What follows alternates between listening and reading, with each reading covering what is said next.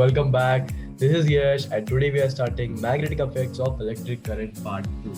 So, I think before starting, we can take a recap of Part 1. So, before starting Part 2, let's take a recap of the Part 1.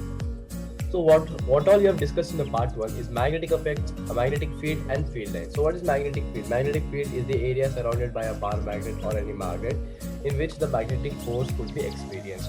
What are field lines? Field lines are imaginary lines which describes or shows how the magnetic fields look like. Okay. What is a bar magnet and its properties? Bar magnet is it's having north and south pole, and the magnetic field lines move from north pole to south pole, and it has opposite poles attract each other and the same poles repel each other, we know that. And the line field race जो magnetic field line होती है वो parallel होती है magnet के अंदर, और वो साउथ से नॉर्थ जाती है. और magnetic field lines in straight current carrying conductor it forms concentric circles when current is passed through it. Right hand thumb rule हमने ये डिस्कस किया था कि यार जब हम थंब को करंट के डायरेक्शन में करेंगे तो जब हमारा फिंगर्स इनवर्ड कर्ल होगा will give us the direction of the magnetic field. And magnetic field in a circular loop. In a circular loop, we have seen that it forms concentric circles with the help of Heil filling. We can use right hand thumb rule to find the direction of the magnetic field. And yeah, if we increase the current, or by increasing the number of turns in the coil, we can increase the magnetic field. So this is all about the part 1 guys. If अगर आपको और detail में जाना है तो आई button में link दिख जाएगा part 1 का. Just check it out. Going to part 2 यार. In the part 2, we are going to discuss like magnetic field in a solenoid, similarity of solenoid and a bar magnet, force on a current carrying conductor, Fleming's left hand and right hand rule, and the working principle of a DC motor and what's a DC motor. So starting with what's a solenoid. Solenoid is nothing but a coil-shaped structure or a coil-shaped insulated copper wire. So a solenoid is a electromagnet, or you can say as a temporary magnet. Only it happens when the current is passed through it. Okay, so let's see it out. A coil of many circular turns of insulated copper wire wrapped closely in shape of cylinder.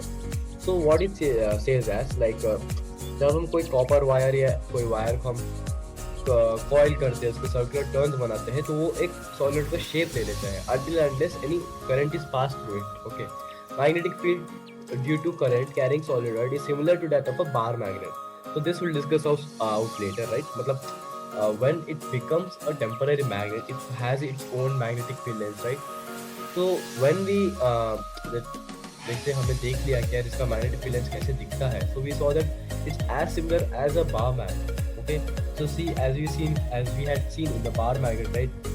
There are parallel field lines inside the magnet, and even in the solenoid, inside the solenoid there are parallel, right? And it goes from north to south. Here also it goes from north to south, and inside the magnet it goes from south to north. So these are some similar properties. Field lines in the solenoid are parallel straight. Okay, as you have seen here, it's parallel. Factors on which magnetic field depend in a solenoid: number of turns. As many number of turns you make in a solenoid, that much stronger your magnetic field will be. Current in a solenoid, the more amount of current you pass through it, the more amount of magnetic field you get. Nature of the core material used. So what they have done is why to leave the gap between this solenoid, right? So they have used iron, soft iron. Soft iron is nothing but which is having less carbon content in it, right? So what happens by using this is the magnetic field in a solenoid is more likely to be increased. Okay, if you use any current carrying conductor, the magnetic field will be more increased in the solenoid. So this is all about solenoid. Let's move to our next topic. Next topic is about similarity of a bar magnet and solenoid. So as we have seen earlier, like they both have same magnetic field lines, like they originate from the north pole and they end up in the south pole. But inside the magnet, it goes from south to north, and even in the solenoid, it goes from south to north.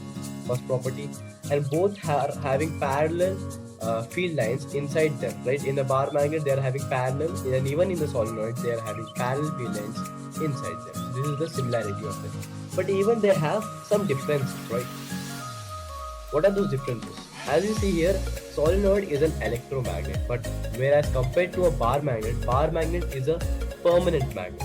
Okay, but in a solenoid, we can change its magnetic field. Like we can increase the magnetic field by increasing the current or number of turns. But in a bar magnet, we can't do it, right? Because it's a permanent magnet. Nor the magnetic field could be increased nor decreased.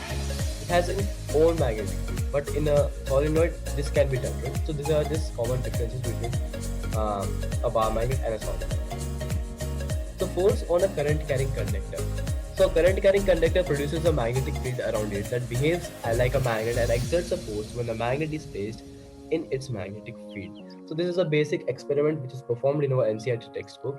Like they have made this is a current carrying conductor, let's suppose a rod, which is connected to a battery and hung to a stand.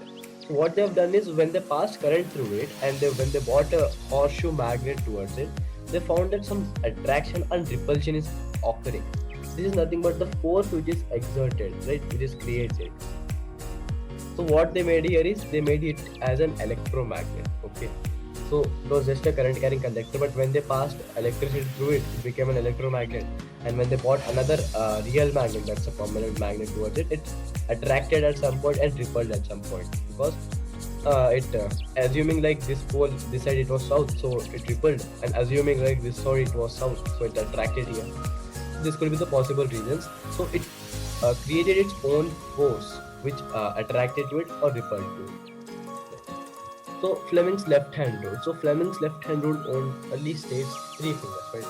So Fleming's left hand rule says that your all thumb finger, index finger and your middle finger of your left hand, not your right hand, should be 90 degrees to each other. Why 90 degrees? Because this helps us the finding the direction of the force.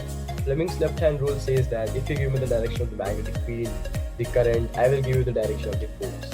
So the easy way to remember the Fleming's left hand rule is remember the force as father, magnetic field as mother, current as child. See, F for force, father, magnetic field, mother, current, child. Okay.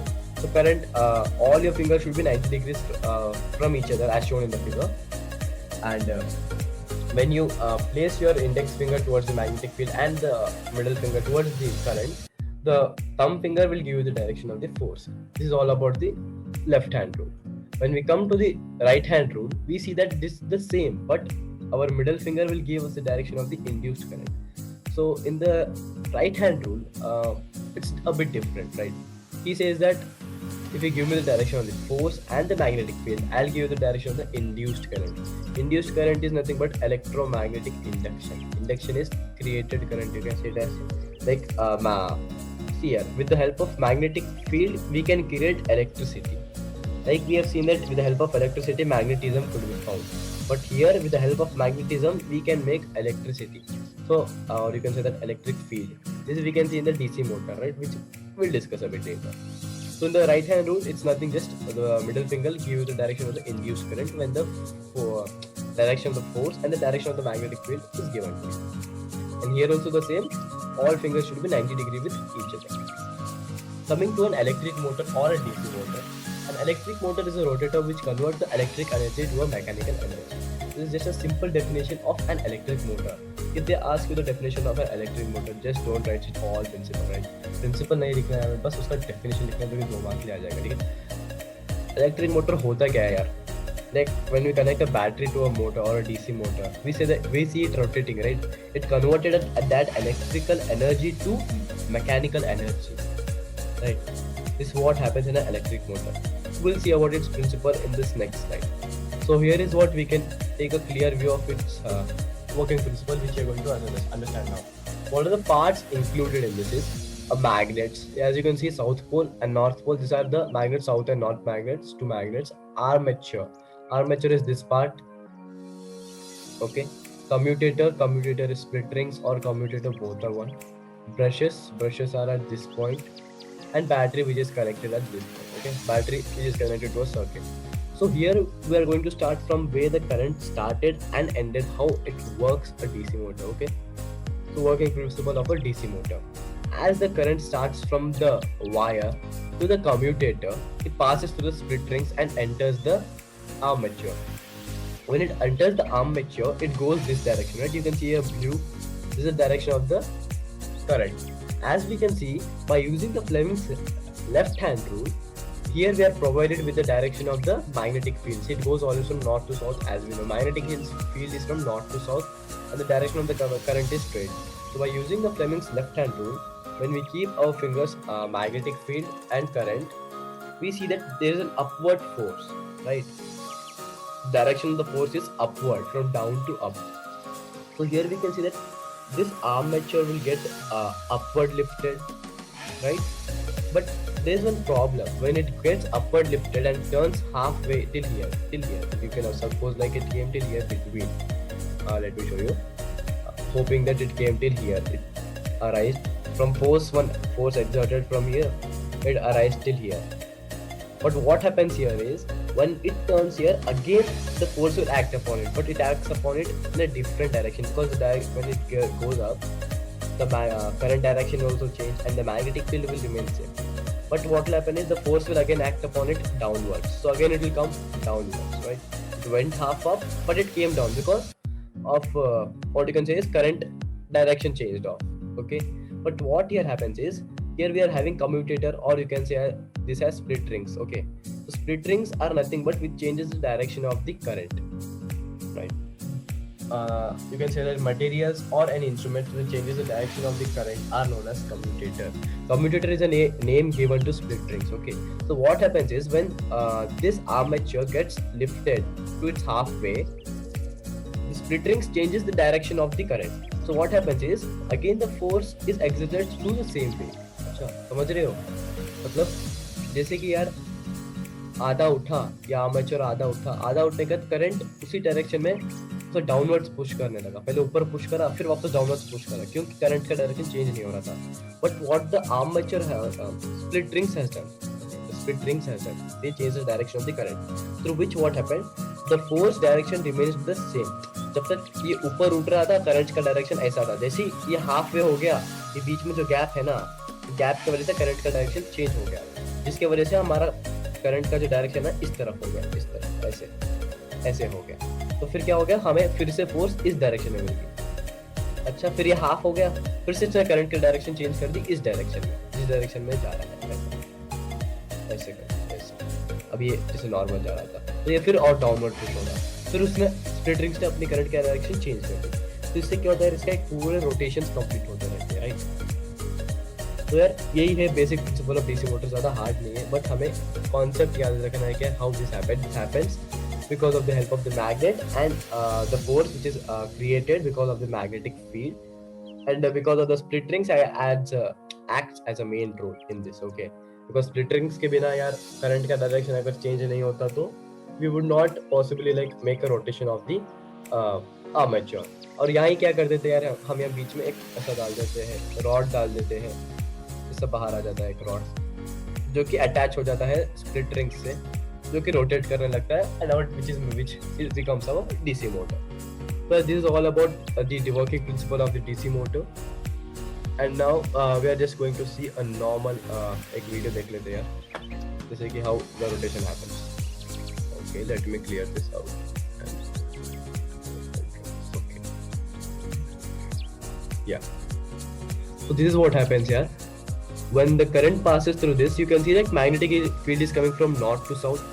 And here what happens is north to south जा रहा है, और ये armature है, ये पूरा armature है, ये भी पूरा रोटेट हो रहा है, और यहाँ पे स्प्लिट रिंग्स की वजह से जो करंट का डायरेक्शन है वो चेंज होता रह रहा है, और फोर्स का भी जो डायरेक्शन है वो चेंज होता रह रहा है. तो फोर्स एक कांस्टेंट वे में पुश कर रही है व्हाट आर्मेचर को, ताकि वो रोटेशन कंप्लीट कर सके.